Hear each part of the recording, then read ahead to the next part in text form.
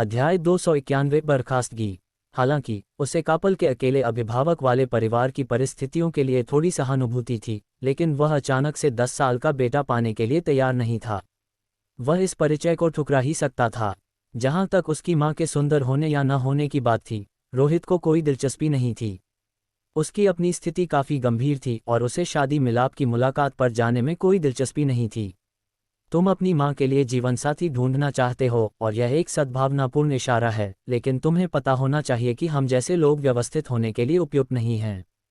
कौन जानता है कि हम किसी अलौकिक घटना में कब मर सकते हैं। अगर हम किसी घटना में नहीं भी मरते हैं तो भी हमारा जीवन लंबा नहीं होगा। बुरी आत्माओं के पुनरुत्थान की समस्या अनसुलझी बनी हुई है, इसलिए सबसे अच्छा है कि तुम्हारी मां किसी साधारण व्यक्ति से शादी करें, रोहित ने कापल को साफ साफ बताया। ये तो जिक्र करने की ज़रूरत ही नहीं कि अधिकांश भूत नियंत्रकों को शारीरिक और मानसिक समस्याएं होती हैं। अगर नहीं भी होती हैं तो शादी करने और बच्चे पैदा करने से केवल दुख ही बढ़ेगा। रोनी, अंकुश, हरीशपाल, जिन भूत नियंत्रकों के परिवार थे उनका जीवन आसान नहीं था। यहाँ तक कि रोहित खुद भी अपनी मां की सेवानिवृत्ति के लिए पैसे कमाने की खातिर हताशा की हद तक पहुंच गया था। अगर वह हुआनगैंग गांव की घटना में बचकर बुरी आत्माओं के पुनरुत्थान को टाल नहीं पाया होता तो उसका भी अंत दूसरों जैसा ही होता। आप इतने शक्तिशाली हैं, आप निश्चित रूप से आसानी से नहीं मरेंगे।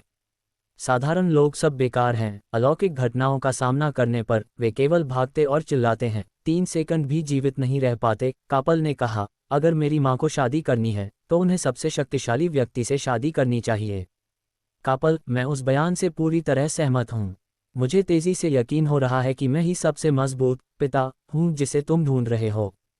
तो मेरे बेटे बन जाओ। प्रीतम पास आकर बोला, मुझे सच में तुम्हारी मां के पुनर्विवाह करने से कोई आपत्ति नहीं है। तुम रद्दी हो, तुम पूरी तरह से विफल होने वाले तोप का चारा बनने के लिए नियत हो। कापल ने बिना किसी रुकावट के उसे मध्यमा उंगली दिखाए, एक मरा हुआ आदमी शादी करना चाहता है। घर जाओ और अपने ताबूत में लेट जाओ। प्रीतम हंसा और बोला, क्या तुम्हें इतना यकीन है कि रोहित ज्यादा समय तक जीवित रहेगा? वह अब इस शकल में भूत आंख रोहित के नाम से मशहूर है और उसके आगे का बोझ हल्का नहीं होगा। जो लोग ऑब्जर्वेंट थे वे बता सकते थे कि हालांकि रोहित ने नाम कमा लिया था, अगर भविष्य में इसी तरह की बड़ी घटनाएं हुई तो मुख्यालय निश्चित रूप से उसे बुलाएगा। एक एस श्रेणी की अलौकिक घटना से बच जाना दूसरी या तीसरी घटना से बचने की गारंटी नहीं देता है, उनमें से कोई भी अंत हो सकती है। मुझे यकीन है कि वह तुमसे इस बेकार टुकड़े से ज्यादा समय तक जीवित रहेगा, कापल ने कहा। प्रीतम ने लापरवाही से कहा, ठीक है, फिर तो बस इंतजार करते हैं और देखते हैं। मुझमें जिस एकमात्र कौशल की कमी है वह है खुद को रोक पाना। ऐसा लगता है कि अंतर्राष्ट्रीय भूत नियंत्रकों के हमारे बैच में से मैं ही अकेला हूं जो अभी भी अच्छा कर रहा है। ओह हाँ, अनिकेत भी है। मैंने सुना है कि वह एक घटना में फंस गया था, लेकिन बाद में उसे बचा लिया गया। मुझे नहीं पता कि वह अब कैसा है। बोलते हुए उसने फिर से रोहित की तरफ देखा। प्रीतम अनिकेत से मिला था, जो खुद को बचाने में भी काफी माहिर था। शुरुआती दिनों में बहुत कम सफलता दर के बावजूद वह 2 भूतों को वश में करने में कामयाब रहा। यह अफसोस की बात है कि फिर भी वह विपत्ति से मिला। अगर रोहित ने उसे नहीं बचाया होता तो वह भी खत्म हो गया होता। ये देखकर कि रोहित ने कोई जवाब नहीं दिया, प्रीतम ने सोचा कि उसे उस विशेष घटना के बारे में कोई विवरण नहीं मिलेगा, इसलिए उसने इस मामले को और नहीं बढ़ाया और जारी रखा, कोई बात नहीं, उस बारे में बात नहीं करते। देर हो रही है और मुझे अगली उड़ान पकड़नी है। संचार अधिकारी ने कहा कि जिस शहर की जिम्मेदारी मुझ पर है वहां एक विशेष घटना हुई है। मुझे नहीं पता कि यह अलौकिक घटना है या नहीं, मुझे जाकर सत्यापित करना होगा। रोहित, अगर तुम मेरी जगह से गुजरो तो मैं तुम्हें खाना खिलाऊंगा, शिष्टाचार का एक शब्द छोड़ते हुए रोहित को नाराज न करने की इच्छा से जो कुछ हद तक भयानक रूप से दुर्जय लग रहा था, प्रीतम जल्दी से चला गया। अन्य भूत नियंत्रकों को भी अस्थायी रूप से देश भर से तैनात किया गया था और अब जबकि जयपुर शहर की घटना समाप्त हो गई थी और वे पर्याप्त समय तक रुक चुके थे, वे अपने संबंधित अधिकार क्षेत्रों में वापस लौटने लगे थे। आखिरकार वर्तमान स्थिति को देखते हुए अंतर्राष्ट्रीय भूत नियंत्रकों की काफी कमी थी। ये कमी आंशिक रूप से कर्मियों की कमी के कारण थी, लेकिन सबसे महत्वपूर्ण कारक उच्च मृत्यु दर थी। कुछ अंतर्राष्ट्रीय भूत नियंत्रक पदभार संभालने के 1 महीने बाद भी जीवित नहीं रह पाते थे। अत्यधिक उच्च मृत्यु दर ने कई लोगों को अंतर्राष्ट्रीय भूत नियंत्रक बनने से डरा दिया। आखिरकार सावधान रहना किसी को थोड़ा और ज्यादा जीने में मदद कर सकता था। जाने से पहले बाकी सभी ने रोहित को नमस्ते कहा, जिसने किसी भी चीज की परवाह किए बिना अपनी शक्ति का प्रदर्शन किया था। भले ही उसने अकेले एस श्रेणी की अलौकिक घटना को हल नहीं किया, लेकिन उसकी अपनी क्षमताएं कम नहीं आंकी जा सकती थीं। रंजन की तरह कई लोग रोहित की भूत मोमबत्ती को चाहते थे, लेकिन अब ऐसे विचारों को जाहिर करने की हिम्मत नहीं करते थे। अगर रोहित वास्तव में कमजोर होता तो अफसोस, न केवल रंजन भूत मोमबत्ती पर दावा करता बल्कि बाकी सब भी करते। मजबूत कमजोरों का शिकार करते हैं, किसी कारण की जरूरत नहीं है, ज्यादा से ज्यादा वे दिखावे के लिए तुम्हें कुछ पैसे दे देंगे। मैं भी जा रहा हूँ। मुझे उम्मीद है कि तुम सभी से दोबारा मिलने का मौका मिलेगा। रोहित ने कापल, सुनीता, अरविंद, ली जून और अन्य को देखा। विभिन्न पक्षों का ये जमावड़ा भविष्य में कई लोगों के लिए दोबारा होने की संभावना नहीं थी। हालांकि जैसे ही वह जाने वाला था, अरूप गुप्ता कहीं से फिर से प्रकट हुआ, उसे कागज की कई मुद्रित शीट देते हुए। मैंने पहले देखा था कि तुम्हारे शरीर पर मानव निर्मित निशान थे, लेकिन वे सही नहीं हैं। मैं थोड़ा पूर्णतावादी हूँ। मैंने अभी अभी तुम्हारे शारीरिक मरम्मत के लिए एक योजना बनाई है। अगर तुम इसका अच्छी तरह से पालन करते हो तो तुम्हें एक साधारण व्यक्ति से अभेद्य दिखना चाहिए। उसने रोहित के शरीर पर लाश के धब्बे के निशान देखे थे, जो पिछली स्थितियों की याद दिलाते थे। ये स्पष्ट था कि किसी ने बीच में बदलाव किए थे। हालांकि बदलाव करने वाले व्यक्ति में शरीर की बेहतर मरम्मत के लिए पर्याप्त चिकित्सा ज्ञान और सैद्धांतिक समर्थन की कमी थी, जिसके लिए कुछ मार्गदर्शन की आवश्यकता थी। ठीक है, बहुत धन्यवाद। रोहित ने कागजों को देखा, जिसमें लाश के धब्बों को खत्म करने, शारीरिक कार्यों को बहाल करने और शारीरिक संरचना को बदलने के विचार और उपाय शामिल थे। ये बहुत सटीक था और उसकी कई चिकित्सा पुस्तकों के अस्थायी अध्ययन की तुलना में समझने में बहुत आसान था। मुझे धन्यवाद देने की ज़रूरत नहीं है, तुमने बस पर्याप्त मूल्य दिखाया और मैं केवल उन लोगों की मदद करता हूं जो मूल्यवान और सक्षम हैं। अरूप गुप्ता ने ठंडे चेहरे से कहा। रोहित मुस्कुराया, चुप रहा और जल्दी से जिमखाना से चला गया। वह बहुत खतरनाक आदमी है, यहाँ तक कि ली जून भी उसे नियंत्रित नहीं कर सकता है। उसके जाने के बाद उपमंत्री अधीरा बहुत गंभीर अभिव्यक्ति के साथ बाहर आए। हालांकि वह सक्षम है और उसने महत्वपूर्ण योगदान दिया है, उसका अपरिपक्व और कुछ हद तक चरम व्यक्तित्व भविष्य में एक छिपा हुआ खतरा बन सकता है। अगर एक दिन कुछ गलत हो जाता है तो मुझे डर है कि ये दुर्भावनापूर्ण भूतों से भी ज्यादा खतरनाक हो सकता है। युवा लोग, उनमें से कितने परिपक्व होते हैं? ये पहले से ही काफ़ी अच्छा है अगर वे असामाजिक नहीं हैं। कम से कम वह अभी भी बातचीत करने योग्य है और अब सामान्य घटनाओं को हल कर सकता है। यह उसे विकसित करने लायक बनाता है।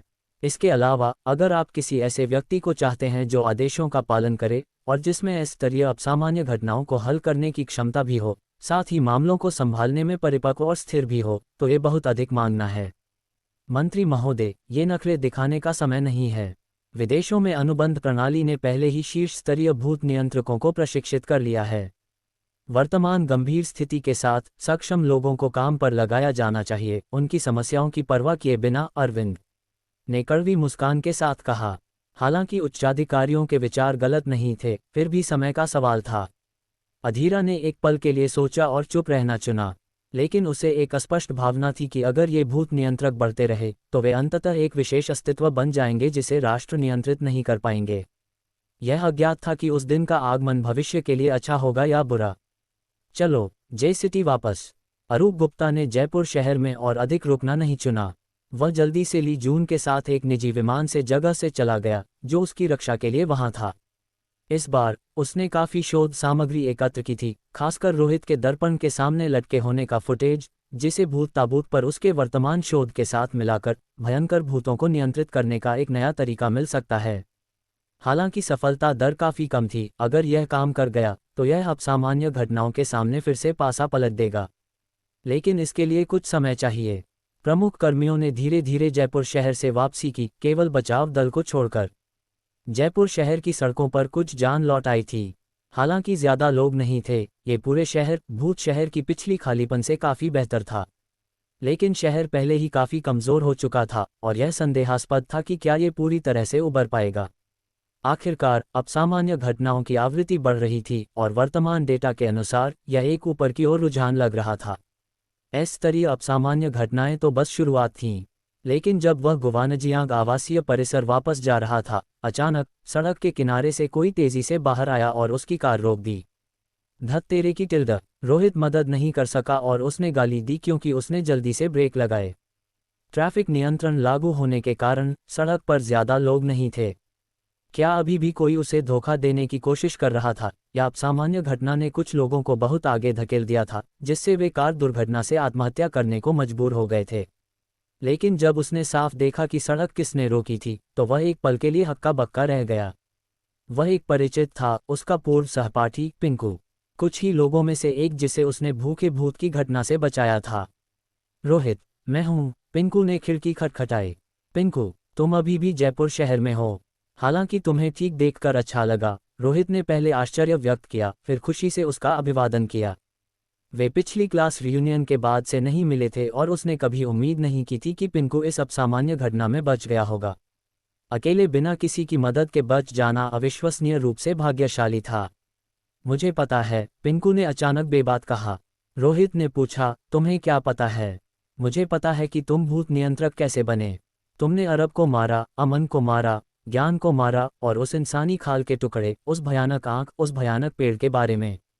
पिंकू ने हकलाते हुए और असंगठित ढंग से बात की, लेकिन बहुत सारी जानकारी सामने आई। रोहित पहले चौंक गया और उसने यह नहीं सोचा कि पिंकू को अचानक इतना ज्यादा क्यों पता चला, क्योंकि उन्होंने इन घटनाओं का एक साथ अनुभव किया था। वह इंसानी खाल के अस्तित्व के बारे में जानता था और उसने अपनी भूत आंख देखी थी। एक सेकंड रुकिए, उसे उस पेड़ के बारे में कैसे पता चला? पिंकू कभी उस भयानक जगह में दाखिल नहीं हुआ था। लेकिन इससे पहले कि रोहित सोचना और अंदाजा लगाना जारी रख पाता, पिंकू ने कहा, तुमने जयपुर शहर की घटनाओं को हल किया है ना? मुझे पता है कि तुम्हें भूत नियंत्रकों में कुछ समय से दिलचस्पी है, लेकिन तुम इन चीज़ों के बारे में जितना ज़्यादा जानोगे, तुम्हारे लिए उतना ही बुरा होगा, क्योंकि वे डर और मौत का प्रतिनिधित्व करते हैं, न कि किसी भी अच्छी चीज़ का, रोहित ने कहा। विषय बदलते हुए पिंकू ने एक और सवाल पूछा, कविता का परिवार अभी भी जिंदा है? केशव का परिवार अभी भी जिंदा है ना? अध्याय 292। पिंकू का अनुभव। क्या पिंकू के साथ कुछ गड़बड़ है? खिड़की के बाहर खड़े होकर उससे बात कर रहे पिंकू को देखते हुए रोहित, जो केशव के समूह के साथ एक ही कक्षा में था और 3 साल तक उनके साथ रहा था, को एक अजीब अपरिचय महसूस हुआ। यह अपरिचय अवर्णनीय था, बस एक एहसास था कि कुछ गलत है। रोहित ने पिंकू को ध्यान से देखा, लेकिन उसे कुछ भी असामान्य नजर नहीं आया। कविता और उसका परिवार सुरक्षित हैं, लेकिन मैं इतना अच्छा नहीं कर रहा हूँ। केशव अभी भी वैसा ही है, पूरे दिन घर पर गेम खेलता है और स्ट्रीमिंग करता है। क्या तुम उन्हें ढूंढ रहे हो? हम सब एक साथ क्यों न मिलें? हालांकि प्रवीण और रोनित वापस नहीं आए हैं और बड़ी चचेरी बहन और तिशा भी अनुपस्थित हैं, फिर भी इसे एक छोटा क्लास रियूनियन माना जा सकता है, रोहित ने कहा। चुप हो जाओ। पिंकू, जो पहले अपेक्षाकृत शांत था, अचानक उत्तेजित हो गया। उसने जोर से अपना हाथ कार के बोनट पर दे मारा। कार का बोनट तुरंत अंदर धंस गया और वाहन के अंदर से विभिन्न अलार्म की आवाजें आईं, साथ ही एयरबैग भी खुल गए। क्यों तुमने उनके परिवार को बचाया, लेकिन हमारे परिवार को नहीं? क्या कविता और केशव के परिवार का जीवन जीने लायक है और मेरे परिवार का जीवन नहीं?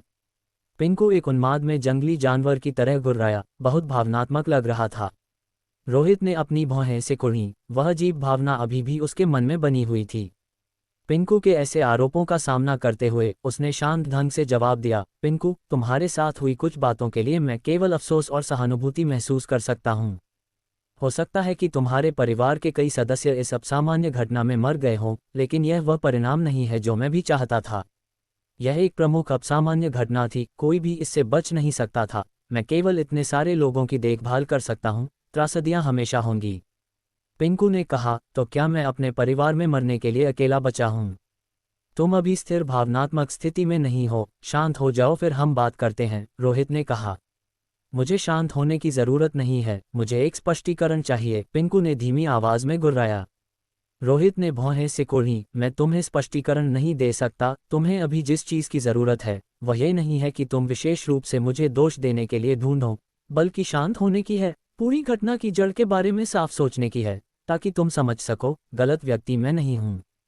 तुम जयपुर शहर के अंतर्राष्ट्रीय भूत नियंत्रक हो, यहाँ की असामान्य घटनाओं को हल करना तुम्हारा कर्तव्य है, लेकिन तुमने वह नहीं किया, पिंकू ने कहा। रोहित ने कहा, कोई भी सब कुछ पूरी तरह से नहीं कर सकता। किसी भी शहर में जहां एक अंतर्राष्ट्रीय भूत नियंत्रक शासन करता है, त्रासदी होती है। हम सब नंबर 7 मिडिल स्कूल से जिंदा बाहर निकले। हमें इस क्रूर वास्तविकता को स्वीकार करना सीखना चाहिए। इसके अलावा मुझे लगता है कि तुम्हारी वर्तमान स्थिति बहुत गलत है। तुम्हारी भावनाएं बहुत तीव्र हैं, लेकिन यह वास्तव में एक सामान्य व्यक्ति की तरह नहीं लगता है, बल्कि यह मुझे यह एहसास देता है कि तुम एक भूत की तरह है ना। पिंकू ने उसका वाक्य पूरा किया। उसके चेहरे पर गुस्सा उदासीन मुस्कान में बदल गया, जिसमें भावहीन मनोरंजन का संकेत था। क्योंकि तुम्हारी तरह मैं भी भूतों का नियंत्रक बन गया हूँ। यह अजीब है जब तुम इसके बारे में सोचते हो। मैं बिना किसी परिणाम के पूरे शहर में भयंकर भूतों की तलाश कर रहा था।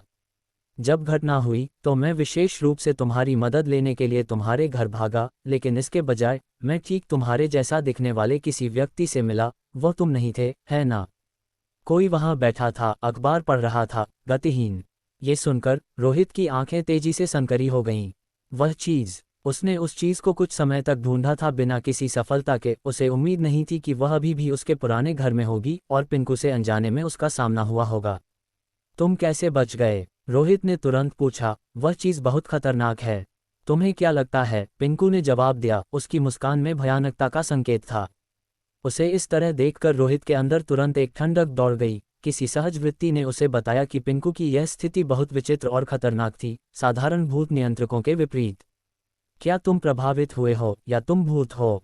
असली पिंकू पहले ही मर चुका है। उसकी निगाहें सख्त हो गईं। वह उस पर टकटकी लगाकर देख रहा था। उसकी भूत आंख अनैच्छिक रूप से अस्थिर होकर खुल गई।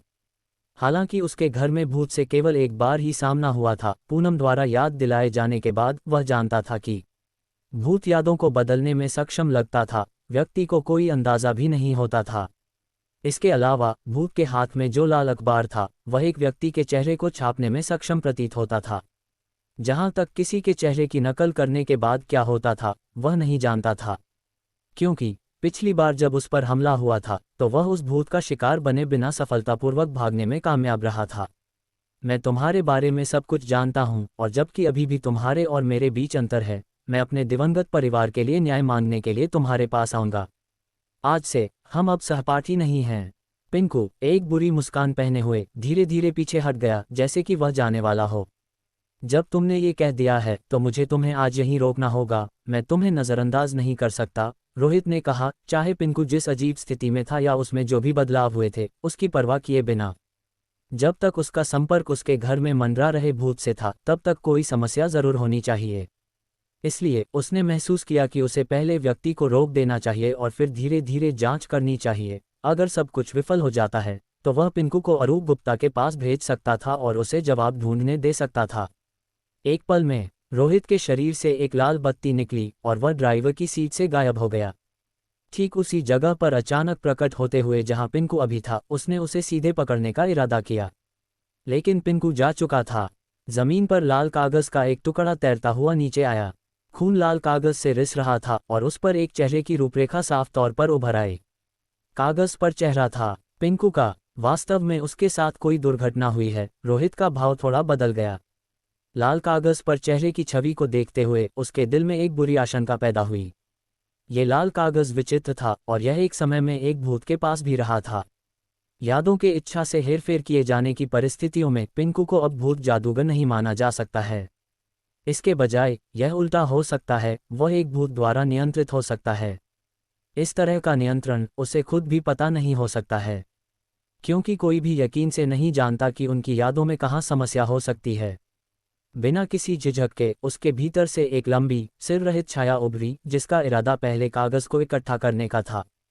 लेकिन इससे पहले कि वह कार्य कर पाता, उसके चारों ओर एक ठंडी हवा चली। लाल कागज आसमान में नाचने लगे, धूल उड़ाते हुए। पूरी सड़क एक वीरान परित्यक्त जगह में बदल गई।